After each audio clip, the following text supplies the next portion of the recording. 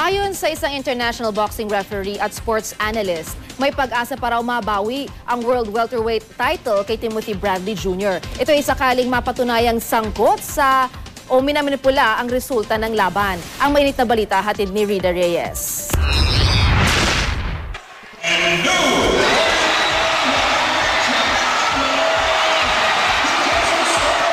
Ito ang official decision sa World Welterweight title bout ni Manny Pacquiao at Timothy Bradley. Pero para sa World Boxing Organization Review Committee, unanimous sila na si Pacquiao ang nagwagi. Gayunpaman, hindi na mababawi pa ang split decision victory ni Bradley. Si Bradley pa rin ang kampiyon sa official records. Pero paniwala ng isang international boxing referee at sports analyst, posible pa rin mabaligtad daw ang desisyon. May sinasagawang investigasyon para kasi ang Nevada State Athletic Commission sa kontrobersyal na desisyon.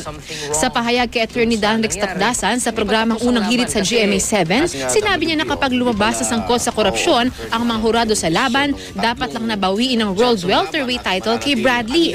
Yung pagbaliktad na desisyon, ngayon may WBO na, pwede bang maging batayan ng Nevada Commission to, Attorney, na ma-reverse yung desisyon ng tatlong judge? Kasi may authority ba yung lokal na nag-iimbestiga itong Nevada Commission, tama ba? Para sa akin, kung mayroong madiskubre na corruption, game fixing, yung tinatawag nila rito na mafia, quote-unquote, sabi nila, meron naman sa ibang, dito naman malapit lang sa atin, yung tinatawag naman nilang lutong Macau. Kung nadiscover nila yon ng Nevada, sa tingin ko, kailangan i-reverse yung decision. Ano man ang maging desisyon ng WBO sa kontrobersiya, pinaghahandaan na ang susunod na laban ni Pacquiao. Si Bradley kaya ang makakaharap niya para matapos na ang pagtatalo kung sino ba talaga sa kanila ang nanalo. Ayon kay top-ranked CEO Bob Arum, hindi pa malinaw kung matutuloy ang rematch. Nakatakdang magpulong sina Pacquiao at Arum sa susunod na linggo sa Amerika. Aantayin pa raw ni Arum kung ano ang maging desisyon ni Pacquiao.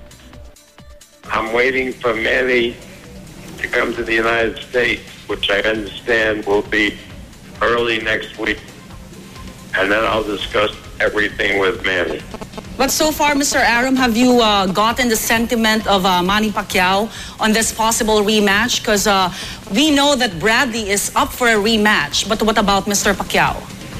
Well, I don't know until I talk to him face to face. When he comes to the United States, talk to him and have him make a decision and give me the direction as to where to go. Rida Reyes, GMA News.